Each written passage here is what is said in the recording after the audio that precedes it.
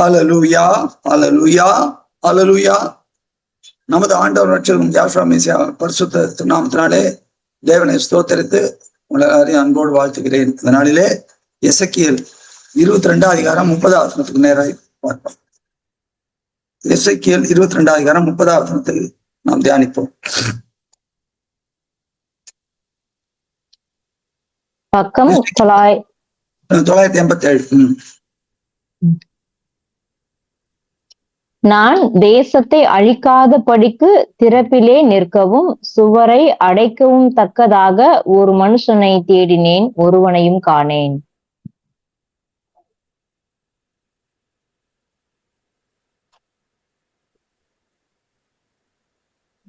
இங்கிலீஷ்ல வாசிங்க.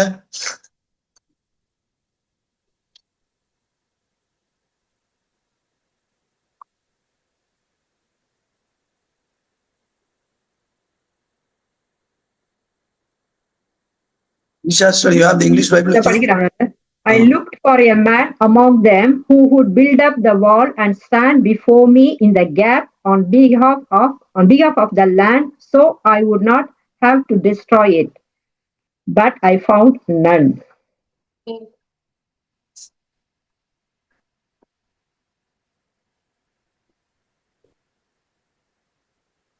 I looked for a man among them who would build up the wall and stand before me in the gap.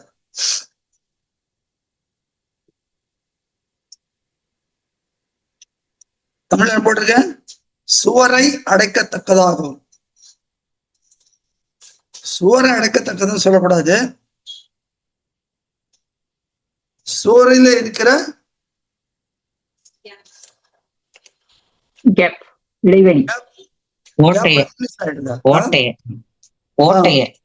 தரவுகளை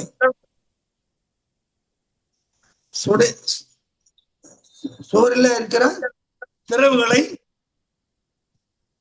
அடக்கத்தக்கதாக ஒரு மனுஷனை தேடினேன். எதுக்காக? நான் தேசத்தை அழிக்காதபடிக்கு. தேசத்தை ஏன் அழிக்கணும்?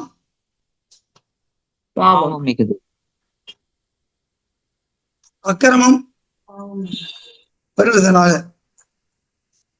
அக்கிரமம் பெருகுதனால பூமியை அழிச்சார். எதனால? அக்கிரமம் பெருகுதனால. நோவா காலத்துல பூமியில அக்கிரமம் பெருகுது என்றும் தாம் மனுஷனை உண்டாகிறதுக்காக யாவிதன் மனசா. அப்ப அக்கிரமம் என்ன? அப்ப தேசத்துல ஏதோ அக்கிரமம் நடந்திருக்குது. இந்த அக்கிரமத்தின் நிமித்தம் இவளை அழிக்கும்படியாக தேவன் வர்றாரு. அப்போ அதை தடுக்கிறதுக்கு என்ன பண்றாராம்? மனுஷனை தேடினார். என்ன மனுஷன்? எப்படிப்பட்ட மனுஷன்? தேவ மனுஷன். எப்படிப்பட்ட மனுஷன்? நீங்க என்ன போட்டிருக்குது? ஒரு மனுஷனை தேடினா போட்டிருக்கு.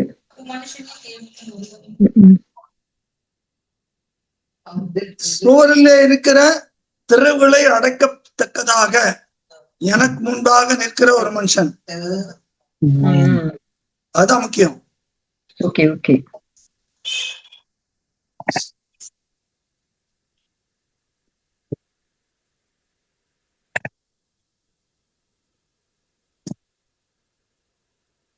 நான் கூப்பிட்டேன், ஒருவரும் வரவில்லை. அப்படி இல்லை, நான் தேடினேன்ற. கூப்பிட்டு அப்படின்னா இப்ப இருந்திருக்கிறாங்கன்னு அர்த்தம். கூப்பிட்டு அவர்கள் வரவில்லை, இல்ல, நான் தேடினேன், ஒரு மனுஷனையும் ஆனேன்.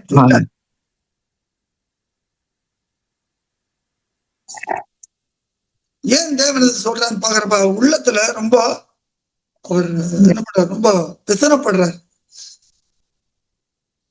மனுஷனை உண்டாக்குறதுக்காக விசனப்பட்டார். ஆனால் நோவுக்கோ யாவீதுடைய கண்களில கிருபை கிடைத்தது. அதனால அந்த குடும்பத்தை தப்ப வச்சுட்டு பூமியில அவர் மூலமாய் வம்சம் பெருகும்படி தெரிந்து கொள்ளுகிறார். இந்த வம்சத்துல ஒரு நபரையும், ஒரு ஜன கூட்டத்தையும், ஒரு ராஜ்யத்தையும், ஒரு தேசத்தையும் ஏற்படுத்தி அவர்களை தெரிந்து கொள்ளுகிறார். அவர்களிலே யாராவது இருப்பாங்களா? அவர்களே அக்கிரமம் நடந்தது. பூமியில அக்கிரமம் நடந்த மாதிரி இவர்களிலே அக்கிரமம் நடந்தது. அதனால் அந்த தேசத்தை நான் அழிக்காதபடிக்கு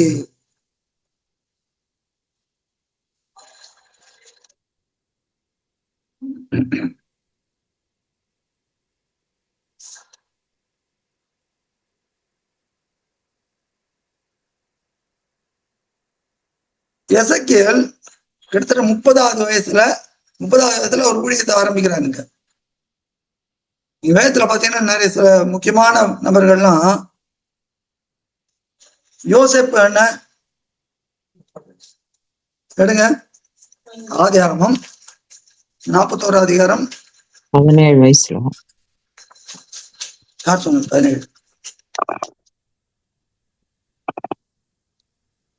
17.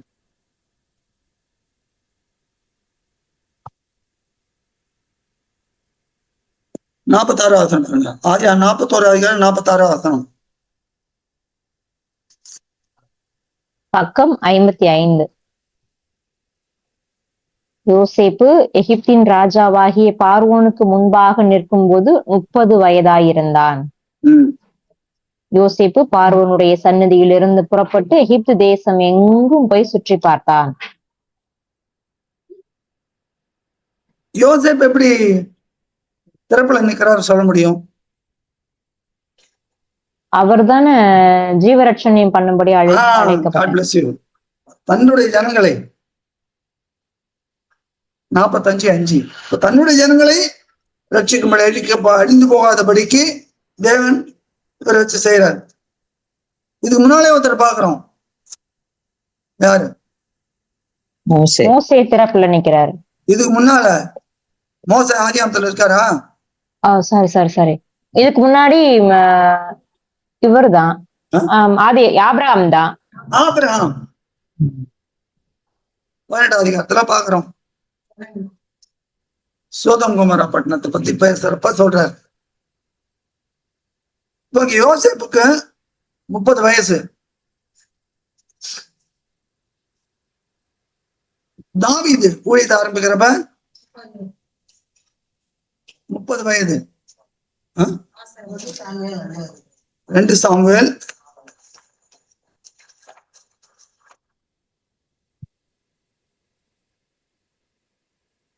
5 அதிகாரம் 4வது வசனம் பாருங்க. பக்கம் 390. தாவீது ராஜாவாகும் போது 30 வயதாயிருந்தான். அவன் 40 வயசு. எசேக்கியேல் 30. எல்லாருக்கும் மேலாக நம்ம தலையாதி தலைவர் தி கிரேட் 30. நமக்கு சந்தோஷம் கொடுக்கிற, நித்திய சந்தோஷம் கொடுக்கிற தலைவர் 30 வயசு. இங்க எசேக்கியேலை கொண்டு தேவன் பேசுகிறார் அழிக்காதபடிக்கு. இவன் செஞ்ச அக்கிரமத்தெல்லாம் பாத்தீங்கன்னா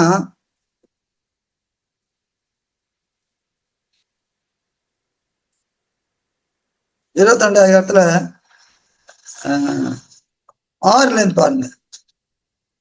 6-7 பாருங்க.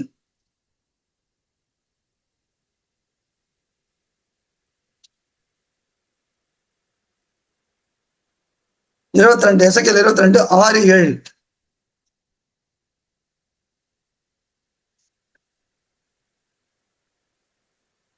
வாசிக்கலாமே. சரி வாசிக்கிறேன். இதோ இஸ்ராயேலின் அதிபதிகளில் அவரவர் தங்கள் புய பள்ளத்துக்கு 22வது அதிகாரம்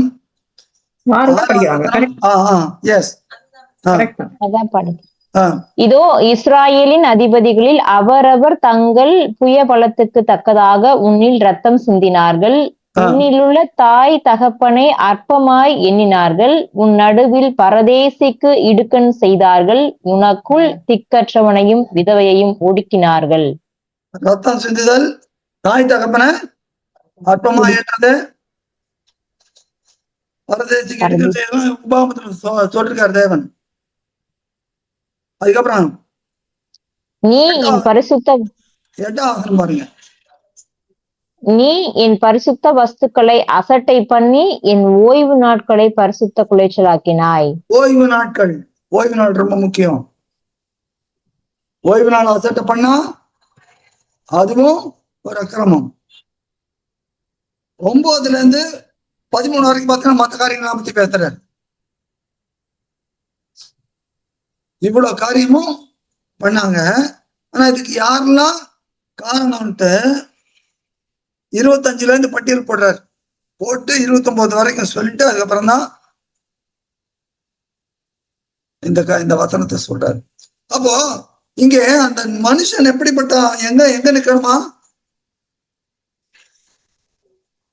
சிறப்பில் சுவரை அடைக்கத்தக்கதாக. சுவர்ல இருக்கிற அந்த அடுத்த கேள்வி, சுவர்னா என்ன? பாதுகாப்பான ஒரு இது இல்ல. கரெக்ட், பாதுகாப்பான ஒரு இது. சரி, இப்ப இவர்கள் சிறையருக்குள்ள போயிட்டு திரும்ப வரப்ப அலங்க யார வச்சு கட்டினாப்புல? நெகேமியா வச்சு கட்டுறப்ப என்னென்னலாம் ஆச்சு எடுங்க. 4ஆம் அதிகாரம்.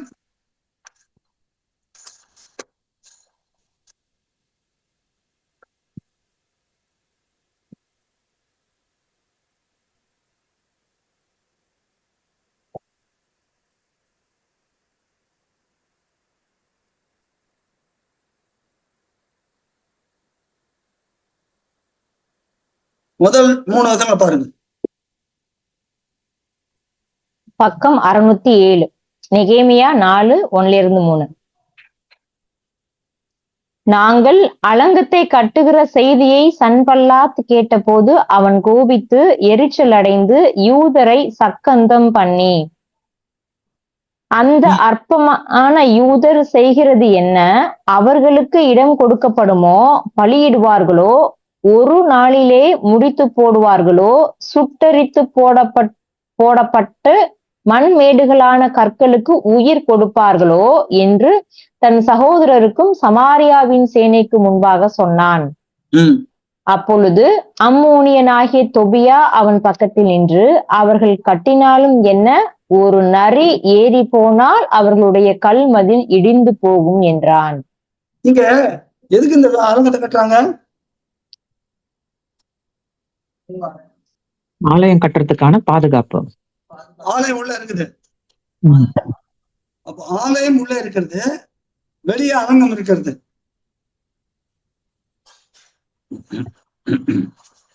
அப்ப இந்த அலங்கத்தை கட்டுறது எதுக்காக? பாதுகாப்பு, ஆலயத்துக்கு பாதுகாப்பு. ஆலயத்துக்கு பாதுகாப்பா? உள்ள இருக்க எல்லாருக்குமே அதுதான் பாதுகாப்பு.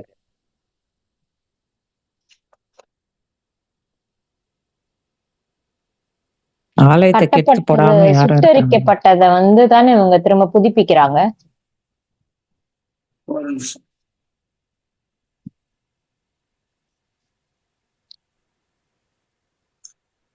வெளிப்படுத்தல் 21 அதிகாரம் 27ஆம் வசனத்தின் முன்பகுதி பாருங்க. இல்ல 27 முழுக்க பாருங்க. பக்கம் 354.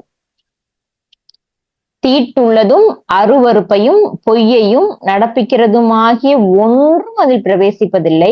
ஆட்டுக்குட்டியானவரின் ஜீவ புஸ்தகத்தில் எழுதப்பட்டவர்கள் மாத்திரம் அதில் பிரவேசிப்பார்கள். இதுதான் நோக்கம், தேவனுடைய நோக்கம். அப்ப இது சாயலாம் தான் பூமியில மலையில அவனுக்கு காண்பிக்கிட்ட மாதிரியே அந்த கூடாரத்தை செய்வாயகான்னு சொல்லி அது பிறகு ஆலயம். அப்ப இதுல என்ன தீட்டு உள்ளது ஒண்ணு இப்ப போகக்கூடாது. அதுதான் அந்த அலங்கம். நீங்க பாத்தீங்கன்னா ஆண்டவர் சாட்டை எடுத்து அடிக்கிறாரு. என் பிதாவின் வீட்டை கள்ளக்குகையாக்காது இருக்கான்ட்டு. தேவனுக்கு பிரியமில்லாத காரியங்கள் உள்ள போகக்கூடாது. மெயினா அலங்கம் அதுக்குதான். அவனோட நோக்கம் சரியா மொத்தம் உள்ள வரணும். நெகேமியா நீங்க பட்டணத்துக்கு பாருங்க, அங்க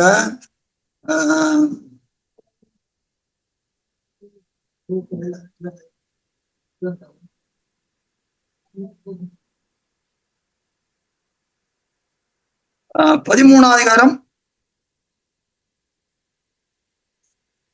17 இருந்து பாருங்க.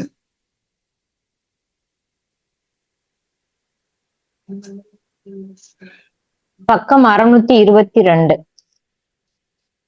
19 வரைக்கும். ஆகையால் நான் யூதாவின் பெரியவர்களை கடிந்து கொண்டு, நீங்கள் ஓய்வு நாளை பரிசுத்த குலைச்சலாக்குகிற இந்த பொல்லாத செய்கை என்ன? உங்கள் பிதாக்கள் இப்படி செய்ததினால் அல்லவா நமது தேவன் நம்மேலும் இந்த நகரத்தின் மேலும் இந்த தீங்கை எல்லாம் வரப்பண்ணினார். நீங்களோ வென்றால் ஓய்வு நாளை பரிசுத்த குலைச்சலாக்குகிறதினால் இஸ்ராயேலின் மேல் இருக்கிற உக்கிரத்தை அதிகரிக்க பண்ணுகிறீர்கள் என்று அவர்களுக்கு சொன்னேன். ஆகையால் ஓய்வு நாளுக்கு முன்னே எருசலேமின் பட்டண வாசலில் மாலை மயங்கும் போது கதவுகளை பூட்டவும், ஓய்வு நாள் முடியும் மட்டும் அவைகளை திறவாதிருக்கவும் வேண்டும் என்று கட்டளையிட்டு, ஓய்வு நாளிலே ஒரு சுமையும் உள்ளே வராதபடிக்கு வாசலண்டையிலே என் வேலைக்காரரில் சிலரை நிறுத்தினேன். ஓய்வு நாள் அவ்வளவு முக்கியமானது. ஓய்வு நாளோட மகத்துவத்தை நிறைய பேர் தெரிஞ்சுக்கிறதுக்கு இல்ல. இப்போ அந்த சுவர் தேவன் இது நெகமையா கட்டினது, உள்ளனது ஆலயம். சரி பிரதர், இது நமக்கு எப்படி ஒப்பனை ஆகும்னு பாக்குறப்ப அதான் இப்ப ஏன்னா பழைய ஏற்பாட்டுல இது ஒத்து வரும். இப்ப நம்ம தானே அவருடைய ஆலயம். இப்போ சபைக்கு நம்ம தான் ஆலயம். கரெக்ட். நம்ம சபைக்கு நமக்கு ஒரு அலங்கம் வேணும். அந்த அலங்கம் என்ன? வசனத்தை தான் வேலி அடைக்கணும். பரிசுத்தாவியா? பரிசுத்தம், வார்த்தையும் பரிசுத்தாவியும். வார்த்தை தான் மெயினா. அப்ப நமக்கு அலங்கமா இருப்பது தேவனுடைய வார்த்தை தான்.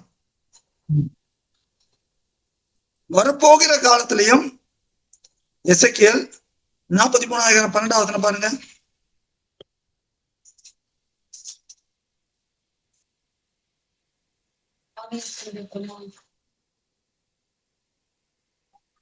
பக்கம் 1019. ஆலயத்தினுடைய பிரமாணம் என்னவென்றால், மலை உச்சியின் மேல் சுற்றிலும் அதன் எல்லையெங்கும் மிகவும் பரிசுத்தமாயிருக்கும். இதுவே ஆலயத்தினுடைய பிரமாணம். அப்போ அலங்கம் என்பது நமக்கு சபைக்கு கொடுக்கப்பட்டது. என்னது? வார்த்தை. இப்போ நெகேமியா பண்றாரு, இங்க எசேக்கியேலை கொண்டு தேவன் பேசுறாரு. என்ன பேசுறாரு? சுவருக்கு முன்பாக சுவர்ல இருக்கிற அந்த என்னது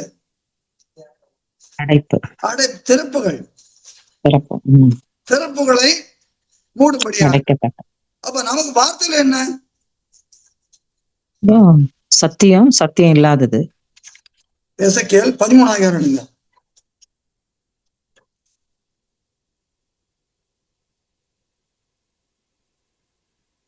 எசேக்கியேல் 13,000 1 வாசிங்க. பக்கம் 971.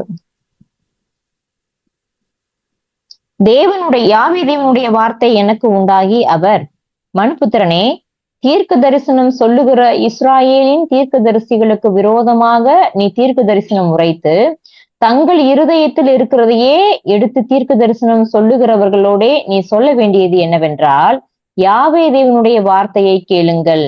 யாவையாகிய சர்வ வல்லமை உள்ளவர் உரைக்கிறதாவது, தாங்கள் ஒன்றும் தரிசியாதிருந்தும் தங்களுடைய ஆவியின் ஏவுதலை பின்பற்றுகிற மதிக்கட்ட தீர்க்கதரிசிகளுக்கு ஐயோ! இஸ்ராயேலே, உன் தீர்க்கதரிசிகள் வனாந்தரங்களில் உள்ள நரிகளுக்கு ஒப்பாயிருக்கிறார்கள். நீங்கள் யாவே தேவனுடைய நாளிலே யுத்தத்தில் நிலை நிற்கும்படிக்கு திறப்புகளில் ஏறினதுமில்லை, இஸ்ராயேல் வம்சத்தாருக்காக சுவரை அடைத்ததும் இல்லை.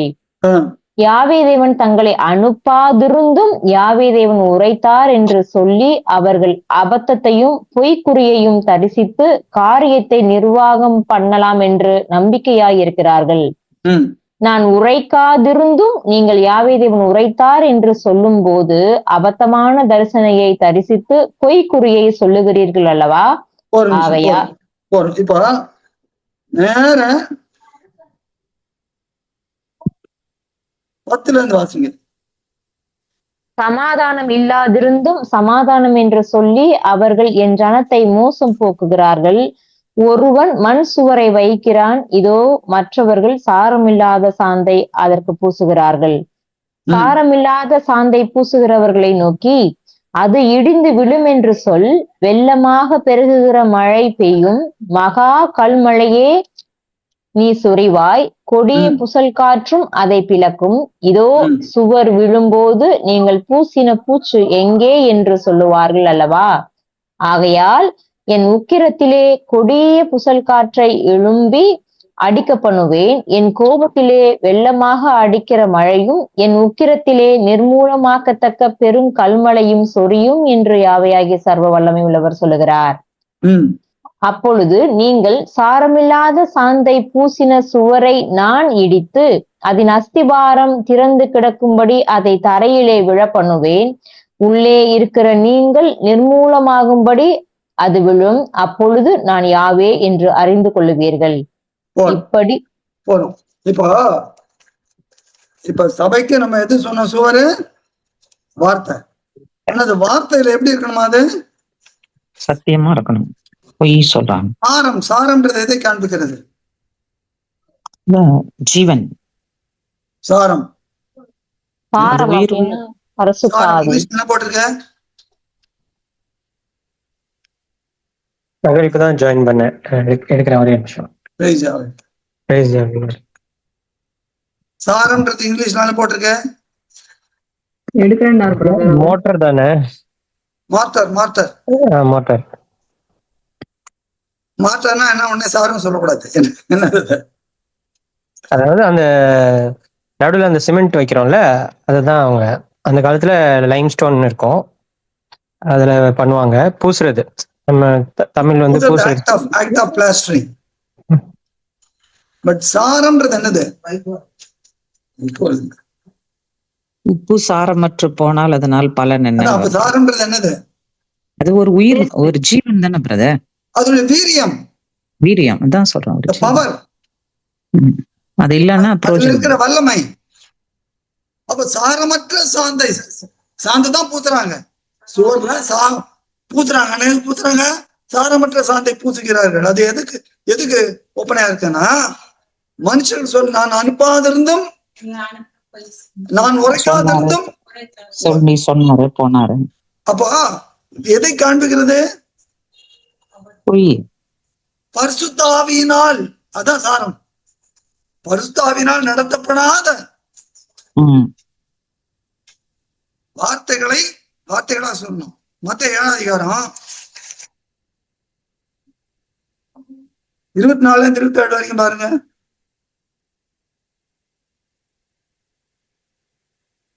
கன்மலையின் மேல் கட்டப்பட்டு 24 பக்கம் 11. ஆகையால் நான் சொல்லிய இந்த வார்த்தைகளை கேட்டு இவைகளின்படி செய்கிறவன் எவனோ அவனை கண்மலையின் மேல் தன் வீட்டை கட்டின புத்தியுள்ள மனுஷனுக்கு ஒப்பிடுவேன். பெருமழை சொரிந்து பெருவெள்ளம் வந்து காற்று அடித்து அந்த வீட்டின் மேல் மோதியும் அது விழவில்லை, ஏனென்றால் அது கண்மலையின் மேல் அஸ்திபாரம் போடப்பட்டிருந்தது.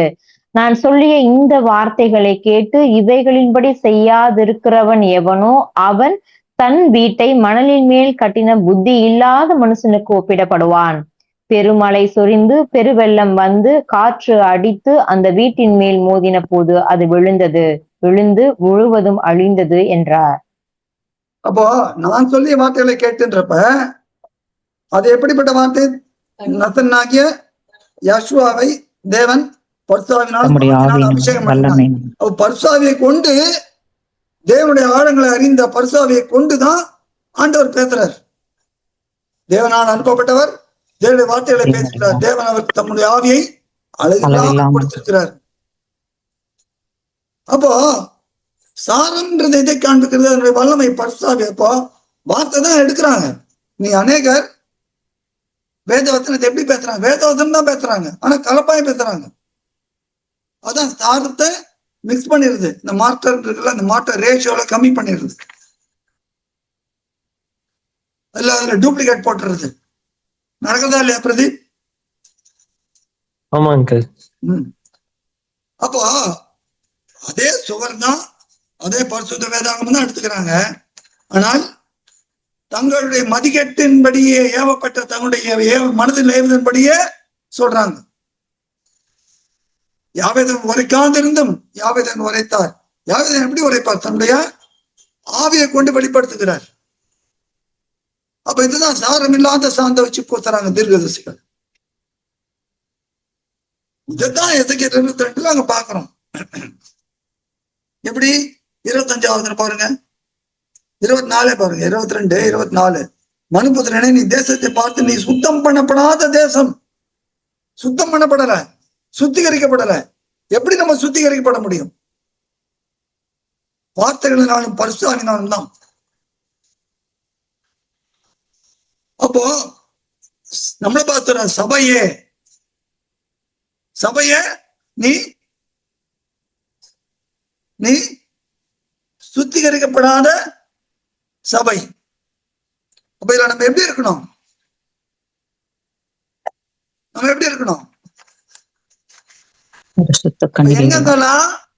எங்கெங்கெல்லாம் திறப்பு இருக்குதோ அதை அடைக்கணும். நெகேமியா என்ன பண்ணாரு? அவருக்கு எவ்வளவு சோதனைகள் வந்தது. உடனே என்ன பண்ணாரு? அழகா ஞானமா அந்தந்த இடத்துக்கு நேரம் இருக்கு, அந்தந்த வீட்டாளர் நிறுத்தினார். பகர்ஜாமும் வேலைக்கும் ராஜாமும் காவலுக்கு. ஞாபகம் இருக்கா வாசிச்சதெல்லாம்? அப்ப எவ்வளோ அவருக்கு எதிர்ப்புகள் வந்தது, கிண்டல் வந்தது, ஏளனம், பரிகாசம். சோர்ந்து போனாரா? இல்ல. அதே போல அப்போ நமக்கு சாரமுள்ள சாந்தை பூச வேண்டும். அப்ப சுவர் தான் இருக்குது, அந்த வேதம் இருக்கிறது, சத்திய வார்த்தை. அந்த சத்திய வார்த்தையை அது சாரத்தோடு இருக்க நம்ம சொல்லணும். வெறும் சத்திய வார்த்தையை பொறக்கக்கூடாது. சத்திய வார்த்தையில கொண்டாந்து என்ன பண்ணிடுது? களையை வதச்சு களையை மிக்ஸ் பண்றது. நீங்க நிறைய அப்படிதான் இருக்குது. ஏன் அது வருது? இப்போ யோபுக்கு பாருங்க, யோபு 1:10 வாசிங்க.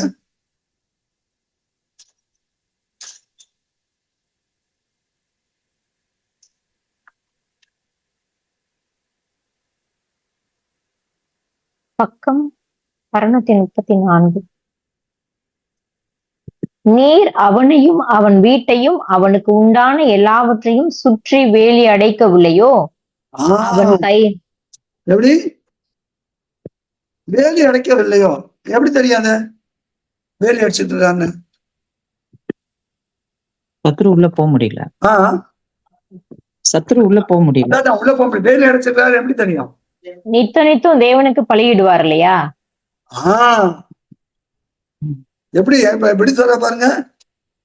5வது வசனம்.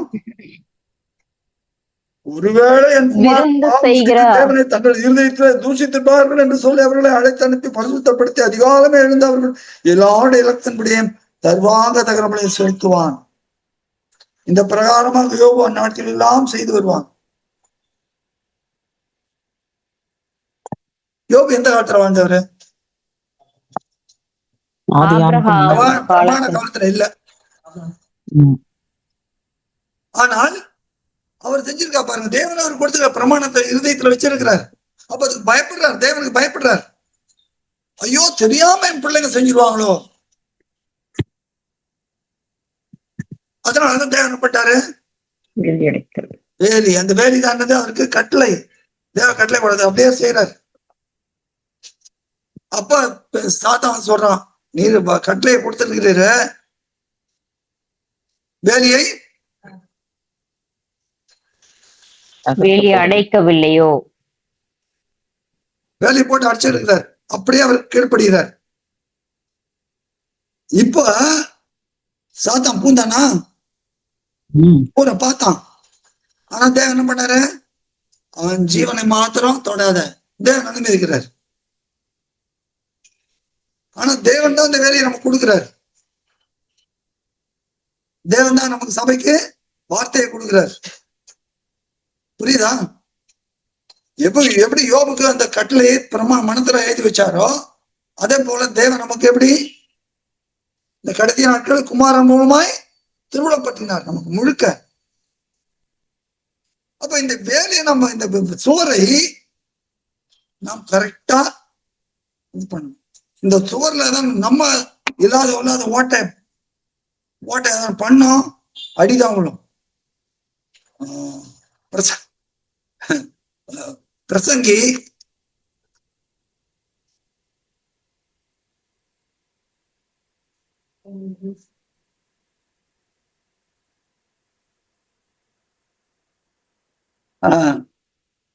பத்தாயிரம் 8வது பாருங்க. பக்கம் 799. படுகுழியை வெட்டுகிறவன் அதிலே விழுவான், அடைப்பை பிடுங்குகிறவனை பாம்பு கடிக்கும். இங்கிலீஷ்ல வாசிங்க.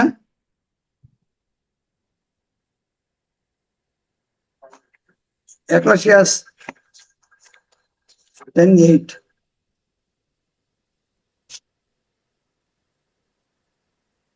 Lisa said, Allah, John, you are there? அது நீதிமொழியில கூட அந்த வசனம் வரும். He who digs a pit will fall into it, and whoever breaks through a wall will be bitten by a serpent. வாளை உடைக்கிறவனா என்ன பண்ணுமா? பாம்பு கடிக்கும். அப்படின்னா என்ன அர்த்தம்? வாள் உடைக்கிறான்னு என்ன அர்த்தம்? தேவன் கொடுத்த வார்த்தையை சிதைக்கிறதுக்கு ட்ரை பண்ணணும். அவன் என்ன பண்ணுமா? சாத்தான் பிடிச்சுக்குவான். இதுதான் 2 தெசலோனிக்கேயர் 2ஆம் அதிகாரம்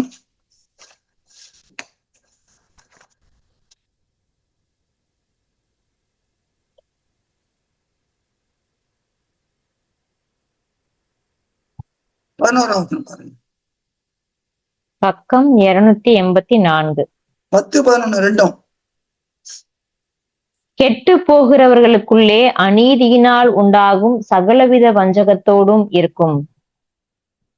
ரட்சிக்கப்படத்தக்கதாய் சத்தியத்தின் மேல் உள்ள அன்பை அவர்கள் அங்கீகரியாமற் போனபடியால் அப்படி நடக்கும்.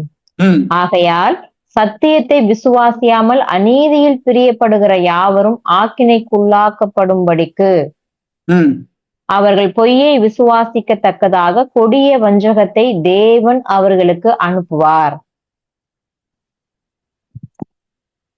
அப்போ சுவர் இருக்குது, அலங்க சுவர் இருக்குது. அந்த சுவருக்கு நம்ம என்ன பண்ணோம்?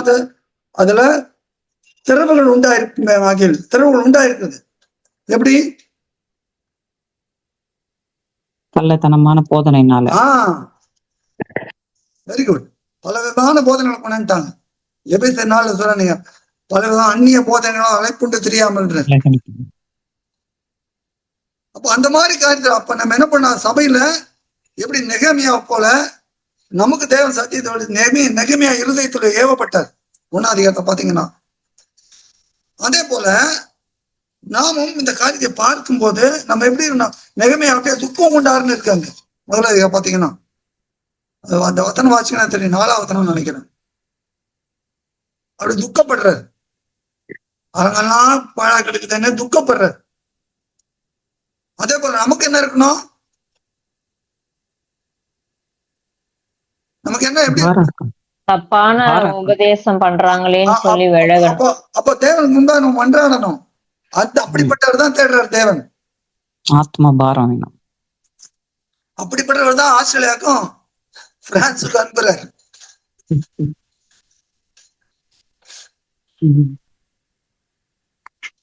போய் அடப்ப அடிச்சுட்டு வா. கண்டிப்பா பிரதர். ஆமென். அப்போ நம்ம எப்படிப்பட்டவர்களா இருக்கணும்? நெகேமியாவுக்கெல்லாம் நம்மளாம் விசேஷித்தவர்கள். அப்ப என்ன நமக்கு ஏளனம் வரும், கிண்டல் பண்ணுவாங்க. ஒரு நரி ஏறி போனா அது விழுந்துடும் கிண்டல் பண்றாங்கல்ல. இவன் ரொம்ப பரிசுவான் மனசுல நினைப்போம். இன்னும் பேர்லாம் சொல்றாங்களே, என்ன பேருன்றாங்க. ஆ? இன்னும் பேர்லாம் சொல்றாங்க தேவனுக்கு, என்னென்ன பேர் அங்க கர்த்தர்ன்னுக்குது, இன்னும் பேர் சொல்றீங்களே. அதான் பிரதர், அந்த மாதிரி வார்த்தையில கொடுத்த மாதிரி தானே சொல்லணும் அதுவும். அப்ப அப்ப எப்படி ஜனங்க இருப்பாங்க? அந்த கொஸ்டின் தான் அன்னைக்கு கெஸ்ட்லாம் கேட்டாங்க. நம்ம பைபிளை விட்டு வேற பேர் சொன்னா, இப்ப காடோட நேம் ப்ரொனவுன்ஸ் பண்றதுக்கு பைபிள்ல அதுல எழுதில்ல. அப்ப பைபிளுக்கு மிஞ்சி பேசினா நம்ம அதுவும் புரிஞ்சுக்க மாட்டாங்கல்ல, புரியறது கஷ்டம் தானே அவங்களுக்கு. பைபிள் பரிசுத்த வேதாகமம் அதெல்லாம் 6800 முறை யாவேன்னு எழுதி இருக்கிறது. நம்ம கையில இருந்து டிரான்ஸ்லேஷன். அதான் சொல்றேன். இப்ப அவங்க தப்பு இல்லன்னு, அவங்களுடைய தப்பு நம்ம சொல்ல முடியாது இல்ல. ப்ரீச் பண்றவங்க தேவன் சொல்லி அவங்க பிதா பேர் தெரியல அப்படியே பேசுறாங்கல்ல. அவங்க அது பைபிள் என்ன இருக்கோ அப்படிதானே ப்ரீச் பண்றாங்க பிரதர். ஏன்னா அவருடைய பேர் யாவேன்னு இல்லாதனால தானே அந்த பேரை சொல்ல முடியல அவங்களுக்கு. யார மீன் பண்றீங்க? பாஸ்டர்ஸ் அந்த மாதிரி சொல்றேன், டீச்சர்ஸ்ங்க. இல்லடா, இல்லடி, டீச்சருங்களுக்கு தெரியும். தெரிஞ்சதை அவங்க சொல்லாம மறைச்சு வச்சுக்கிறாங்க. இல்லையா இப்ப எங்க இதுல சர்ச் இருக்கவங்களா இல்லையா அப்படி எழுதி இல்லையா? நாங்க அது மாதிரி அவங்க ஈப்ரூலாம் அந்த பைபிள் ஸ்டடின்னு படிக்கிறாங்கன்னா அது உண்மையா அந்த ஈப்ரூல இருக்கிறது படிக்கணும். அது பைபிள் ஓகே புரியுது. ஆனா பட் மத்த ஜனங்களுக்கு சொல்றேன், இந்த மாதிரி கிறிஸ்டியன்ஸ்க்கு நம்ம வரும்போது இந்த மாதிரி சொல்றது பைபிள் இல்லாம அது ஆவியினால் எழுதப்பட்ட அந்த வார்த்தையை நம்ம இப்படி எப்படி மாத்துறோம் அந்த மாதிரி தானே அவங்க நினைக்கிறாங்க. ஆவியினால் எழுதப்பட்டது எப்படி எழுதப்பட்டது? அது எப்படி தேவனுடைய பேரை எழுதாம மறைக்கப்பட்டதுன்னு அந்த கொஸ்டின் கேக்குறாங்க. அது ஆவியினால் எழுதப்பட்ட வார்த்தைய எப்படி அது தேவனுடைய பேரை மறைக்கப்பட்டது? ஆவியினால் எழுதப்பட்டதுல யாவேன் தான் 6800 முறை இருக்கு சிஸ்டர். மொழிபெயர்ப்பு நீங்க இங்கிலீஷ், பிரெஞ்சு, தமிழ், ஹிந்தி, மலையாளம் அப்படித்தானே வச்சிருக்கீங்க. எபிரேயர்ல என்ன எழுதிருக்கிறது? ஒரிஜினல் இருக்கு கண்டிப்பா பிரதர். தேவனுடைய நாமம் அவ்வளவு பரிசுத்த நாமம் உச்சரிக்க கூடாது அப்படின்னா அப்ப ஆண்டவர் பரிசுத்தம் இல்லையா? ஆண்டவருடைய நாமத்தை உச்சரிக்க கூடாது என்ன பிரதீப்? கரெக்ட் தானே? தேவனுடைய நாமம் மகா பரிசுத்த நாமம், நான் உரைக்க மாட்டேன் அப்படின்னா அப்ப ஆண்டவர் கம்மியா? 83வது 83வது சங்கீதத்துல இருக்குல்ல, யாவேங்கிற நாமத்தை விட தேவர் ஒருவரே பூமி அனைத்து அங்க கொடுத்து, அப்ப அங்கங்க நடுவுல எல்லாம் கொடுத்துருக்காங்கல்ல. யாத்திரை 6வது அதிகாரத்துல வருது. இன்னொன்னு நான் அன்னைக்கு அவங்க சொன்ன மாதிரி உங்களை எல்லாருக்கும் சொல்றேன், தேவனுடைய நாமம் அவ்வளவு பரிசுத்தமான நாமம், அதை உச்சரிக்க கூடாது அப்படின்னா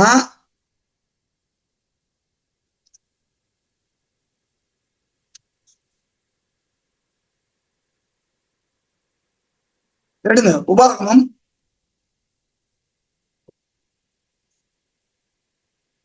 6வது அதிகாரம் 13வது வசனம் பாருங்க.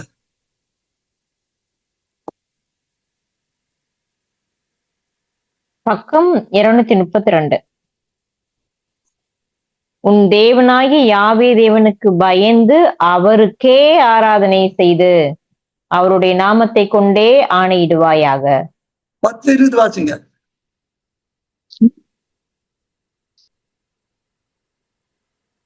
பக்கம் 237. உன் தேவனாகி யாவே தேவனுக்கு பயந்து அவரை சேவித்து அவரை பற்றி கொண்டிருந்து அவருடைய நாமத்தை கொண்டு ஆணையிடுவாயாக. அப்போ அவருடைய நாமத்தை கொண்டு ஆணையிடுவாங்க. மோசையை கொண்டு தேவன் சொல்லிட்டாரு. அப்போ அந்த நாமத்தை சொல்லிதானே செய்யணும். அப்ப அந்த நாமத்தை உச்சரிக்க கூடாதுன்னு தேவன் எப்படி சொல்லிருப்பாரு? என் நாமத்தை பிரஸ்தாவப்படுத்துகிற எந்த இடத்திலும் நான் என் நாமத்தை நான் பிரஸ்தாவப்படுத்த எந்த ஸ்தானத்துன்னு சொல்றாரு. அது நம்ம பார்க்க இந்த இடத்துல சொல்லணும். அப்போ அந்த நாமம் உச்சரிக்கப்படக்கூடாது அப்படின்னா தேவனை தேவிச்சு தர மாட்டார்.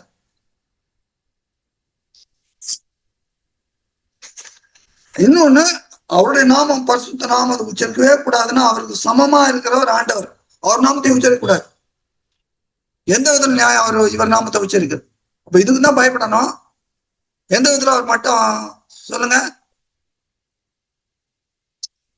அப்ப இவங்களா பாடுபாடு பண்ணி அவர் நாமத்தை கூடாது, இவர் நாம சொல்லலாம். அப்ப இவர் மட்டுப்படுத்துறாங்க சொல்றவங்க. புரியுதா சிஸ்டர்? அதனால நம்ம இதுக்கு வந்துருவோம். அப்போ என்ன தேவன் என்ன இப்ப நம்ம சபையில அந்த மாதிரி சிறப்புகள் இருக்கிற இடத்துல நம்ம தைரியமா போய் சொல்ல, நம்மள கிண்டல் பண்ணுவாங்க. ரொம்ப பரிசுவான் நீ அப்படிம்பாங்க. அப்படியே ஒரு எபிரேயர் ப்ரொஃபசர் போய் எதிரிலே இருப்பாங்க. ஒருத்தர் அப்படி கூட சொன்னாங்க எனக்கு. அதனால இந்த கிண்டலுக்கு இந்த ஏளனத்துக்கு நம்மளை ரிஜெக்ட் பண்ணுவாங்க. நம்மளை ரிஜெக்ட் பண்ணுவாங்க, கொலைய பண்ணுவாங்க. யோவான் 16:2 அதான் சொல்லுது, நம்மளை கொலைய பண்ணுவாங்க.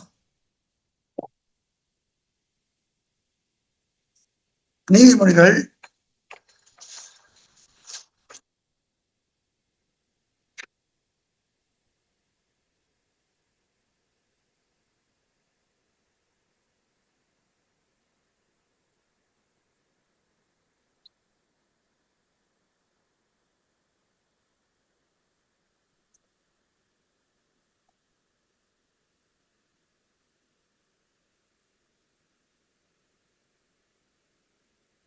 28 அதிகாரம்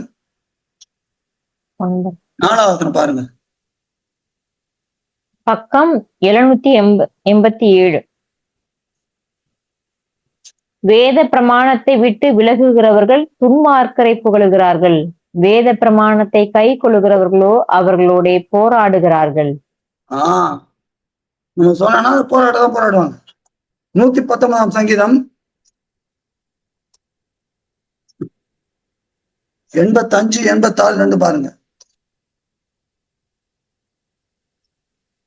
பக்கம் 748. உம்முடைய வேதத்துக்கு விரோதமாய் அகங்காரிகள் எனக்கு குழிகளை வெட்டினார்கள். உம்முடைய கற்பனைகள் எல்லாம் உண்மையாய் இருக்கிறது. அநியாயமாய் என்னை துன்பப்படுத்துகிறார்கள். நீர் எனக்கு சகாயம் பண்ணும். எப்படி அகங்காரிகள்? யார் இந்த அகங்காரிகள்? 78 பாருங்க. அதுலயே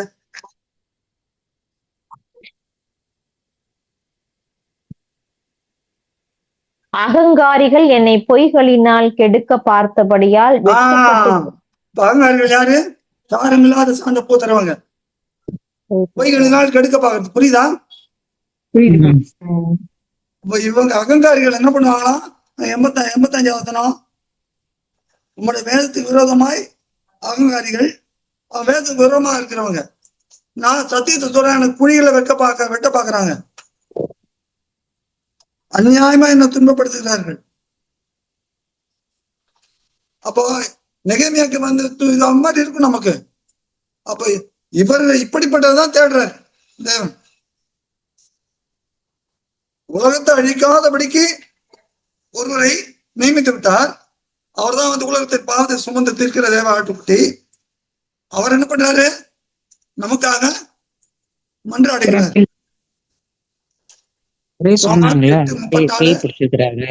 ரோமர் 8:34, 1 யோவான் 2:2. அப்ப நமக்காக மன்றாடுகிறார். ஆனால் இப்போ சபையின் காலத்துல நம்ம என்ன பண்ணணும்? அதே மாதிரி நம்ம ஆண்டவரோட சாயலா மாறினா நம்மளும் அது மாதிரி சத்தியத்துக்காக போராட வேண்டும். சாரத்தை எடுத்துக்கணும், சாரமுள்ள சாந்தை பூச வேண்டும். அதான் நமக்கு தேவன் கொடுக்கிற கட்டளையை அழைப்போம். பேதருக்கு என்ன கட்டளை கொடுத்தாரு? அதே போல நமக்கு பேதருக்கு என்ன கட்டளை கொடுத்தாரு? இந்த சபையின் மேல் பேதருக்கு என்ன தேவன் என்ன கட்டளை கொடுத்தாரு? அப்போஸ்தலர் 10 அதிகாரம் 40-42 வரைக்கும் பாருங்க.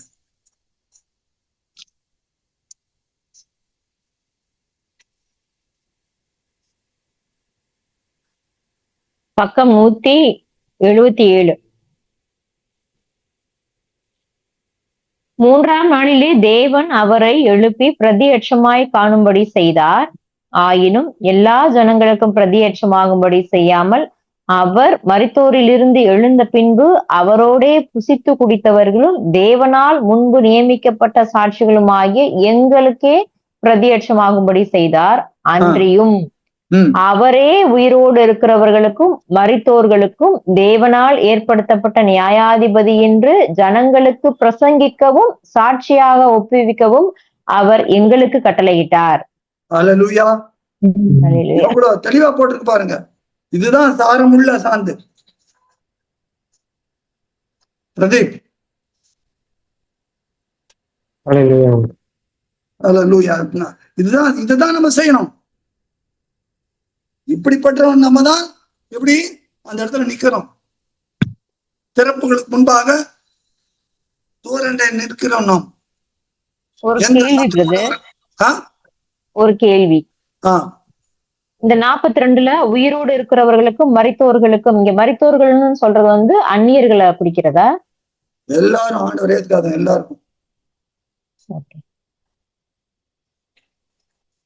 எல்லாரும். Okay brother. ரோமர் 2:16 பாருங்க. அப்போஸ்தலர் 17:31 பாருங்க. ரோமர் 2:16 அப்போஸ்தலர் 17:31. என் சுவிசேஷத்தின்படியே தேவன் யாசுவா மேசியாவை கொண்டு மனுஷருடைய அந்தரங்களை குறித்து நியாய தீர்ப்பு கொடுக்கும் நாளிலே இது விளங்கும். தேவன் ஆண்டவர் யாசுவா மேசியாவை கொண்டு நியாய தீர்ப்பு போறார். மனுஷருடைய அந்தரங்கள், விசுவாசிகளுடைய மனுஷருடைய அந்தரங்கள். அது எப்படி? என் சுவிசேஷம் பவுல் சொல்றாரு. ரோமருக்கு கலாத்திற்கு சொல்றாரு, வேறு சுவிசேஷம் இல்லையே என்ற.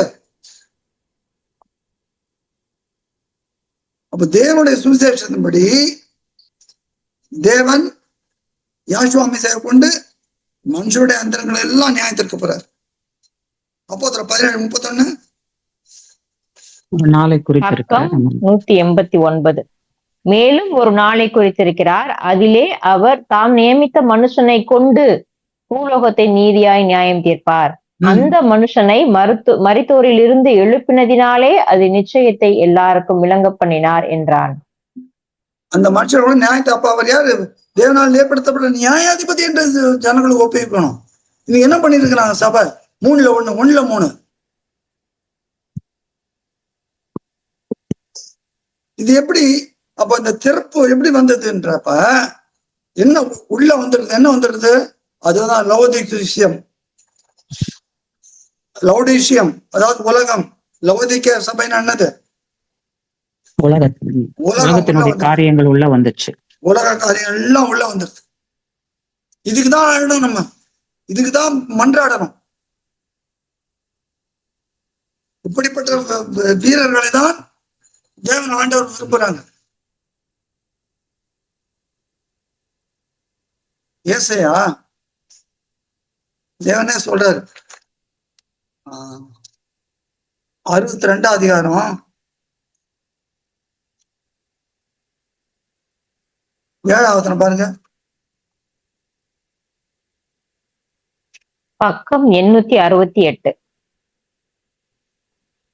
அவர் எருசலேமை ஸ்திரப்படுத்தி பூமியிலே அதை புகழ்ச்சியாக்கும் வரைக்கும் அவரை அமர்ந்திருக்க விடாதிருங்கள். அப்படின்னா என்ன அர்த்தம்? அவரை விடாம நம்ம கேட்டுக்கிட்டே இருக்கணும். லூக்கால சொல்லப்பட்டது போல.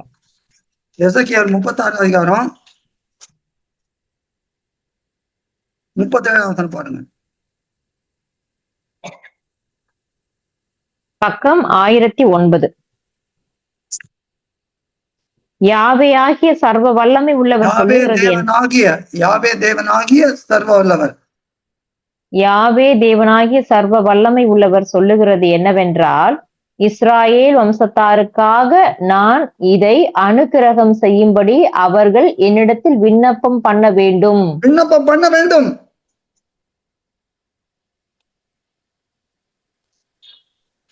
அப்போ தேவன் யாரை தேடுறாரு? அந்த சுவர்ல இருக்கிறது தேவன் நம்ம கொடுத்திருக்கிறார். அதிலே பழுதுகள் இருக்கிறது. பழுதுகள் எப்படி? சத்துரு கொண்டு களை வச்சுட்டு போயிட்டான். கோதுமை நடுவில் களை வச்சிருக்கிறோம். அப்ப நம்ம வாழா இருக்கணும். எது கோதுமை எது களைன்ற சொல்லணும். அது நாம் சொல்லும் போதுதான் ஆண்டவர் பாருங்க, பரிசேயர் அவர்கள் அப்படி செய்கிறார்கள், நீங்களும் அப்படி செய்யாதிருங்கள். அதையும் சொல்றார். அப்ப நம்ம வேதத்தை தேவன் அது எங்கெங்கெல்லாம் இந்த மாதிரிலாம் புரட்டல் இருக்குதோ அதெல்லாம் இல்ல. நம்ம இதுக்குதான் நேரத்தை செலவழிக்கணும். நம்ம மூச்சு பேச்செல்லாம் இதா இருக்கும். இப்படிப்பட்டவை தான் தேடிக்கொண்டிருக்கிறார். சபைக்கு எதிர்ப்பு ஆண்டவர் சொல்றார், லவோதிக்கா சபையை பத்தி எதிர்ப்பு பிடிச்சு சாடுன்னு சாடுறார்.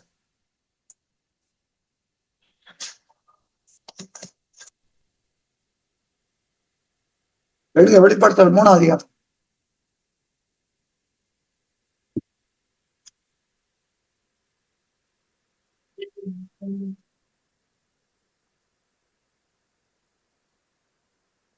வெளிப்படுத்தல் 3ஆம் அதிகாரம் 15ஆம் சொல்றதுனால 14ஆம் ஒண்ணு சொல்றாரு பாருங்க. அது ரொம்ப முக்கியம். பக்கம் 336. லவோதிகேயா சபையின் தூதனுக்கு நீ எழுத வேண்டியது என்னவெனில், உண்மையும் சத்தியமுள்ள சாட்சியும் யாவே தேவனுடைய சிருஷ்டிக்கு ஆதியுமாயிருக்கிற ஆமேன் என்பவர் சொல்லுகிறதாவது. ஒரு நிமிஷம் சொல்றேன், தள்ள குற்ற மாதிரி. நான் யாரு? பாரு, தேவனுடைய சிருஷ்டிகளுக்கெல்லாம் நான் தான் ஆதி, நானே சத்தியம். நீ என்ன இல்லாம என்ன பண்ற? நீ என்ன பண்ணிட்ட? நீ என்ன வெளியே தள்ளிட்ட. அதான் வார்த்தைப்படி என்று தட்டுகிறேன். என்ன நீ வெளியே தள்ளிட்ட, உலகத்தை உள்ள கொண்டான்ட்ட. நான் தான் அந்த தேவனுடைய சிருஷ்டிக்கு அதுதான் நான் தான் சத்தியம். என்ன உள்ளவை. நீ எப்படி இருக்க வாசிங்க 15-16. உன் கிரியைகளை அறிந்திருக்கிறேன். நீ குளிருமல்ல அனலுமல்ல. நீ குளிராயாவது அனலாயாவது இருந்தால் நலமாயிருக்கும். இப்படி நீ குளிருமின்றி அனலுமின்றி வெதுவெதுப்பாய் இருக்கிறபடியினால் உன்னை என் வாயினின்று வாந்தி பண்ணி போடுவேன் சொல்லிட்டு அடுத்த சாடுறாரு பாருங்க. நீ நிர்பாக்கியம் உள்ளவனும் பரிதபிக்கப்படத்தக்கவனும் தரித்திரனும் குருடனும் நிர்வாணியமாய் இருக்கிறதை அறியாமல் நான் ஐஸ்வர்யவான் என்றும் திரவிய சம்பனன் என்றும் எனக்கு ஒரு குறைவும் இல்லை என்றும் சொல்லுகிறபடியால். பாருங்க, இன்னைக்கு ப்ராஸ்பரிட்டி வந்துடுது. என்னது? எனக்கு எல்லாம் இருக்குது, ஐஸ்வர்யம் இருக்குது, எல்லாம் இருக்குது. ஆனா பேதுரு என்ன சொன்னாரு? வெள்ளியும் பொண்ணும் என்னது இல்ல, என்னிடத்துல இருக்குது உனக்கு கொடுக்குறேன். எழுது. என்கிட்ட இருக்குது என்னது? ஆண்டவராகிய ஜீவ வார்த்தையாக இயேசு கிறிஸ்து. அவர் அள்ளி வழங்குறேன். அவருடைய நாமத்தை எழுந்து போ. வெள்ளி இன்னைக்கு இவங்க என்ன தர முடியும்? என்னத்துல வெள்ளியும் பொண்ணு இருக்கிறது, ஆனா என்கிட்ட ஆண்டவர் இல்லை. நீ என்ன சொல்ற? நான் ஐஸ்வர்யன், ஐஸ்வர்யம் எல்லாம் இருக்குது. ஆனா நீ உங்கள்கிட்ட சத்தியம் இல்லையா? உனது உலகத்தை வச்சுட்டிய, உலக காரியங்கள், உலக ஸ்நேகம் தேவனுக்கு பகையா இருக்கிறது பிரியமானவர்களே. அப்போ எந்த நம்ம எப்படி இருக்கணும்? அப்ப நம்மள தேவன் அப்படிப்பட்டதான் தேடுறார் இந்த கடைசி நாட்கள்ல. ஒரு சிலர் தான் இது எல்லாரும் நமக்கு எல்லாம் தேவன் சத்தியத்தை வெளிப்படுத்தி இருக்கிறார். ஆனா எல்லாருக்கும் சொல்லுங்க, அப்படியே அடக்கிட்டு இருக்காதீங்க. 5 தாழ்ந்து வாங்கின போல இருங்க. அட்லீஸ்ட் 2 தாழ்ந்து வாங்கின, 1 தாழ்ந்து வாங்கின போல இருக்காதீங்க. தேவன் நமக்கு தாளந்தை கொடுத்திருக்கிறார். இது எச்சரிப்பின் சத்தம். இதை புதைச்சி வைக்காதீங்க. சொல்லுங்க, காலம் நாட்கள் பொருளாதாரம் இருந்தால் காலத்தை ஆதாயப்படுத்திக் கொள்ளுங்க சொல்லுங்க. எப்போ திரை மூடப்படுமோ தெரியாது. அதற்கு முன்னே எவ்வளவு முடியுமோ பூமியின் கடைசி வரை எனக்கு சாட்சிகளா இருப்பீர்கள். போயிருக்காங்க ஒருத்தர் பூமிக்கு, அந்த பக்கம் போயிருக்காங்க. எதுக்காக? ஆண்டவருக்கு சாட்சியா இருக்குது. இப்படிப்பட்டதான் தேவன் தேடுகிறார் பிரியமானவர்களே. அவன் ஏத்துட்டாலும் சரி, ஏத்துக்காலும் சரி. எசேக்கியேலுக்கு சொல்றார் 2வது கலக வீட்டாருக்கு உன்னை அனுப்புகிறேன். அவள் கேட்டாலும் சரி, கேளாவிட்டாலும் சரி, நான் உன் வாயிலிட்ட வார்த்தைகளை அவருக்கு எடுத்து உரைன்ற. சோர்ந்து போகாதீங்க. கேட்கலையும் சோர்ந்து போகாதீங்க. இல்ல கேட்கலையும் மறுபடியும் கூட மாட்டாங்க. இல்ல, தேவன் முன்னமைச்சாலும் திரும்ப அழைச்சுன்னு போகிறாங்க. ஒருவரும் பூட்டக்கூடாதபடி திறந்து வைக்கிறவர் நம்மோடு இருக்கிறார் பிரியமானவர். தைரியமா இருக்கு சொல்லுங்க. ஏன்னா நாட்கள் ரொம்ப சமீபம். அந்த தாளந்தை பிரயோஜனப்படுத்துங்க. தேவன் உங்களுக்கு கொடுத்த தாளந்தை பிரயோஜனப்படுத்துங்க. அதை புதைக்காதீங்க, வெட்கப்படாதீங்க, அதை குறித்து அதை மறைச்சு வைக்காதீங்க, வேஷதாரிகளா இருக்காதீங்க. சொல்லுங்க, இதுதான், இது இல்ல, இது இல்லாதெல்லாம் சாரம் இல்லாது. தைரியமா புறப்பட்டு போய் சொல்லுங்கள்.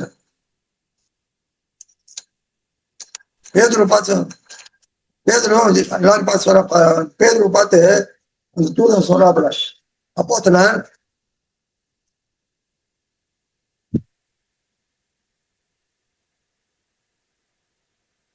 4ஆம் அதிகாரம்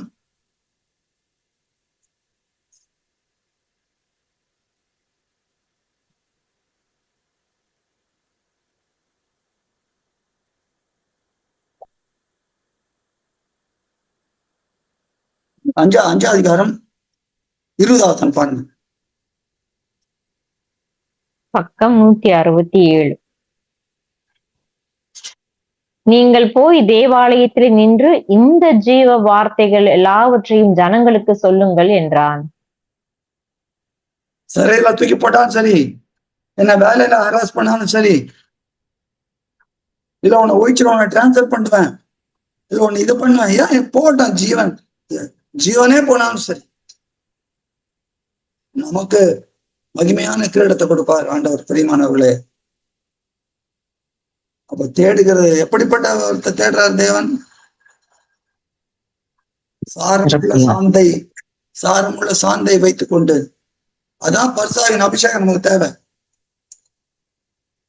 பரிசுத்தாவின் அபிஷேகம் எதுக்காக பரிசுத்தாவின் அபிஷேகம்?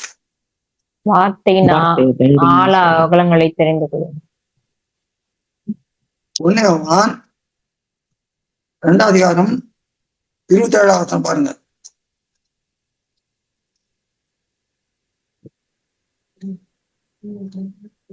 அது 26 வாசி 27 வாசி.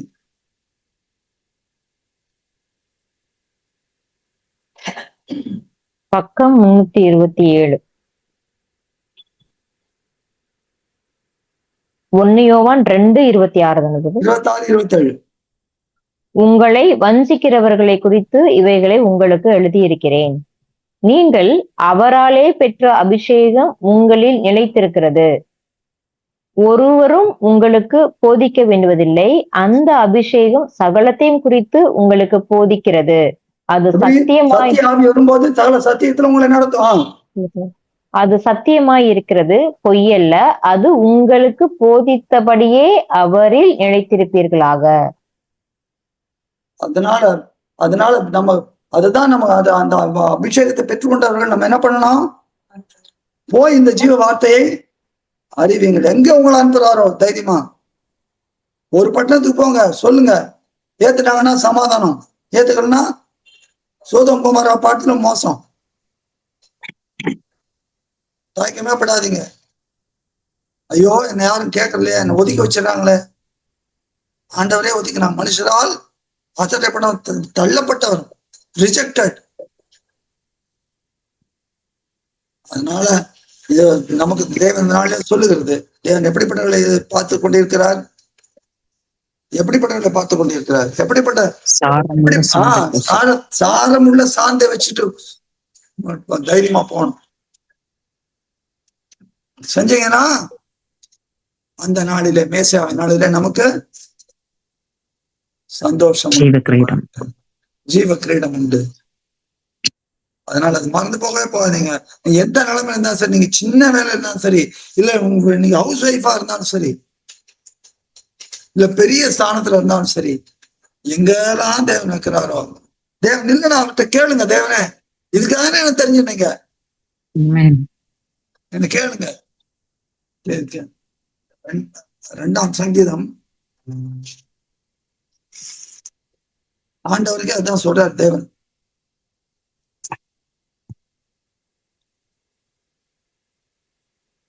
இரண்டாம் சங்கீதம் 8வது பாருங்க. பக்கம் 672.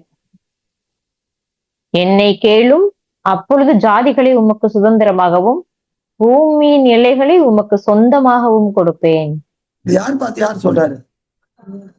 தேவன் குமாரனை பார்த்து சொல்றாரு. எப்படி தெரியும்? அடுத்த வசனம் பாருங்க. குமாரன் கோபம் கொள்ளாமல் இருப்பு கோலால் அவர்களை நொறுக்கி குயக்களத்தை போல் அவர்களை உடைத்து போடுவீர் என்று சொன்னார். தேவன் இப்ப குமார் பாஸ்வர் எப்படி ஊர்ஜாது வெளிப்படுத்தல் 2 பாருங்க.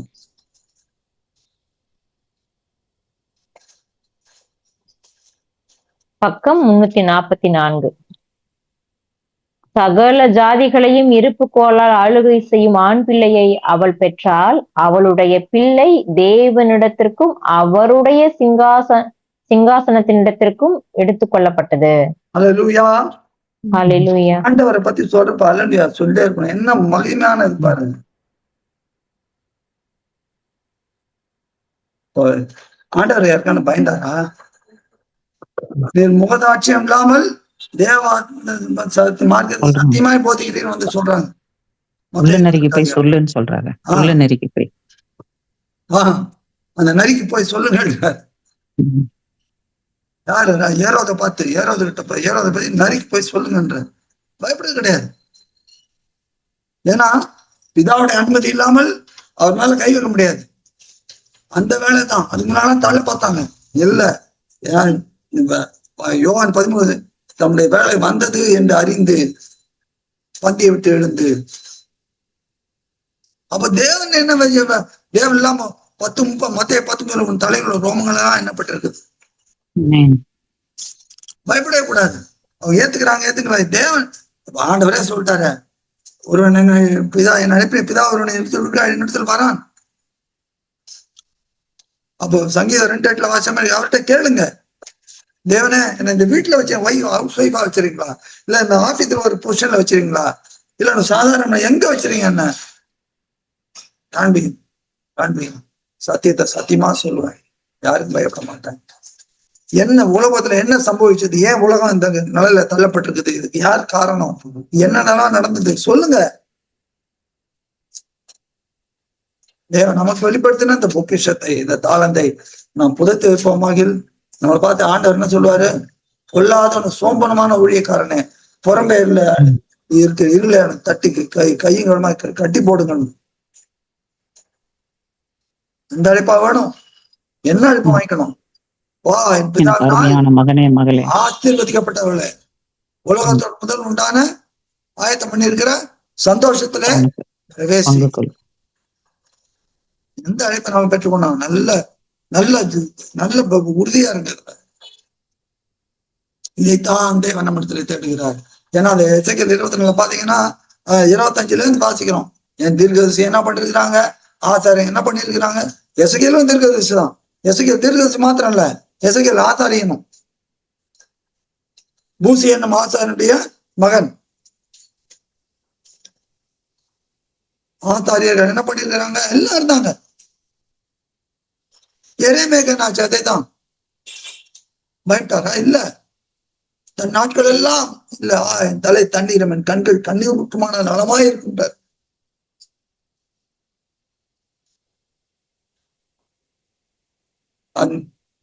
இன்னொரு ஒருத்தரோட பாருங்க, எரேமியா சொல்ற அழற. எரேமியா 13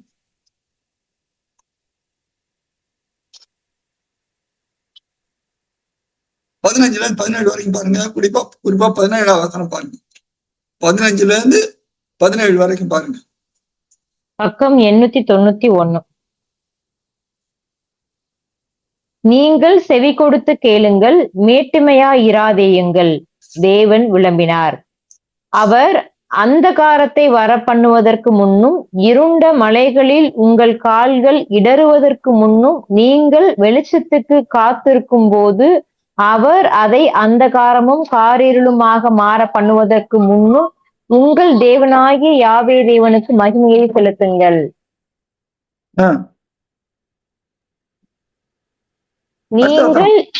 நீங்கள் இதை கேளாமற் போனீர்களானால் என் ஆத்துமா மறைவிடங்களில் உங்கள் பெருமையின் நிமித்தம் துக்கித்து, யாவே தேவனுடைய மந்தை சிறைப்பட்டு போனதென்று என் கண் மிகவும் அழுது கண்ணீர் சொரியும்.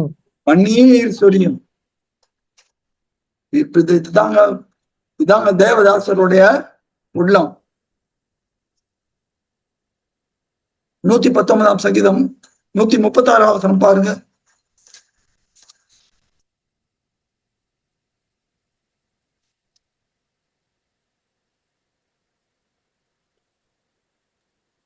நூத்தி 136 பக்கம் 749.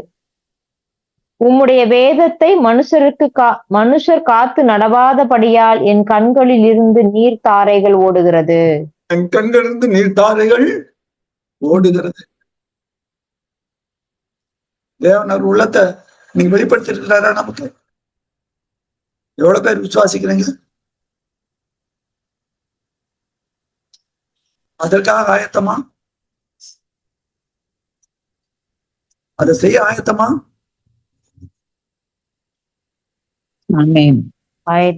ஒப்பு கொடுத்தீங்களா? எந்த சூழ்நிலை தேவனே எனக்கு எப்படிப்பட்ட என்ன சிறையிருப்புல இருந்தாலும் சரி, பவுல் சிறையில இருந்தா எழுதின நிருபங்களை, எப்படிப்பட்ட சிறையிருப்பா இருந்தாலும் தேவனே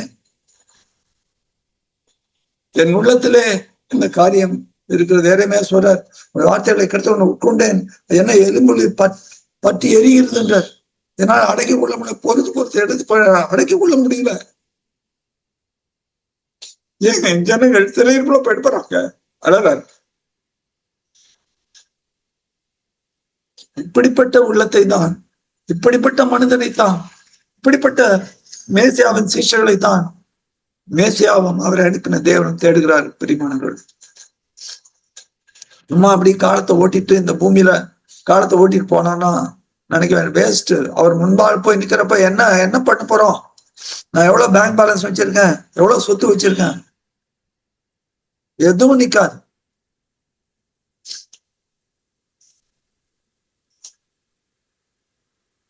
உனக்காக நான் மரித்தேனே, எனக்காக நீர் என்ன செய்தாயின்னு ஒரு பழைய பாடல்.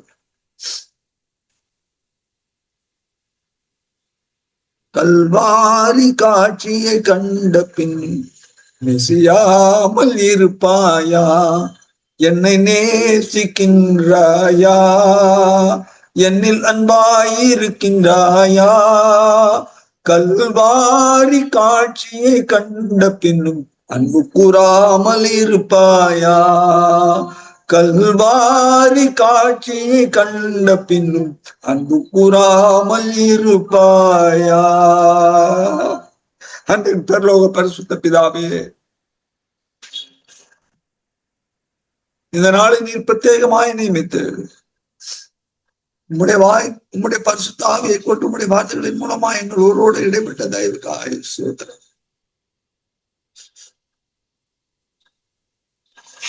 உடைய வார்த்தை கண்மனை நொறுக்கும் சம்மட்டியா இருக்கிறது என்று நான் வேதத்துல வாசிக்கிறோம். பிதாவே, தேவனே, இந்த நாளிலே எங்கள் இருதயங்கள் கடினமான இருதயங்களாதபடிக்கு எங்கள் இருதயங்களிலே எங்களுக்கு சதையான இருதயத்தை கொடுத்த தயவுக்காய் ஸ்தோத்திரம். எங்களுடைய இருதயங்களிலே உள்ள பலகைகளை நீர் வார்த்தைகளை எழுதினீரே, அதற்காய் ஸ்தோத்திரம். இனி நான் ஒரு பொழுதும் எந்த சூழ்நிலைக்கும் நான் பயப்பட மாட்டேன், எந்த மனுஷனுக்கும் பயப்பட மாட்டேன். தேவனே, உடைய வார்த்தையாய் சொல்லுவேன். சாரமற்ற சார்ந்தை பூச மாட்டேன். தேவனே, ஒருவேளை இது வரைக்கும் நான் அப்படி செய்திருந்தேனா என்ன மன்னியும். அப்படி எல்லாரும் மனசுல இருதயத்துல சொல்லுவோம் எல்லாரும்.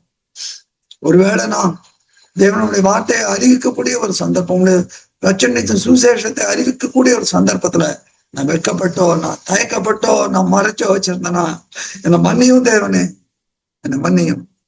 இந்த நாள்ல நீர் எப்படிப்பட்ட மனுஷனை தேடுகிறீர் என்று எசேக்கியேல் தீர்க்கதரிசியின் மூலமாய் நீர் உரைத்த வார்த்தைகளை கொண்டு உடைய சாரத்தை கொண்டு இந்த நாளில எங்களோட பேசினீங்களே. சொல்லுவோம் எல்லாரும் ஒரு நிமிஷம். அல்லேலூயா, அல்லேலூயா, அல்லேலூயா. அன்பின் பரலோக பரிசுத்த தேவ பிதாவே, இந்த நாளுக்காய் நன்றி செலுத்துகிறோம். இந்த நாளில் என் பிதாவே, மகத்துவமான உடைய வார்த்தைகளை கொண்டு எங்களோடு இடைப்பட்ட தயவுக்காய் ஸ்தோத்திரம். உடைய பரிசுத்தாவின் மூலமாய் பிரத்யட்சமாய் பிதாவே எங்களுக்கு காண்பித்திருக்கிறீர். எசேக்கியேல் கொண்டு பிதாவே எப்படிப்பட்ட சூழ்நிலையில அவர் மூலமாய் நீர் உரைத்த காரியம் இந்த நாளிலே அனலும் இல்லாமல் குளிர்வும் இல்லாத இருக்கும்படி நாங்கள் பரிதவிக்கப்பட்டது நிர்பாகிகளா இல்லாத படிக்கும் லவோதிக்கலா இல்லாதபடிக்கு பிலதெல்பியாவா இருக்கும்படியா ஒவ்வொரு மனம் தரும்படியாய் தேவனே என்று குற்றமுறையில நான் தயவாய் மன்னித்து எங்களை மனைந்து உன்னுடைய நாமத்தையும் உன்னுடைய குமாரனுடைய நாமத்தையும் மகிமைப்படுத்துகிறார் கிருபா பாத்திரங்களா எங்களை நிரப்பி ஆசீர்வதிக்கிறேன். எங்கள் ஆண்டவர்கள் மீட்பருமாகி யாஷுவா மேசியாவின் வல்லமுள்ள அன்பான மேலான இனிய திருநாமத்திலே ஜெபிக்கிறோம். எங்கள் அன்பின் பரலோக பரிசுத்த யாவே என்று நாம் உள்ள எங்கள் அன்பான தேவ பிதாவே. ஆமென் ஆமென். Amen. Amen. Amen.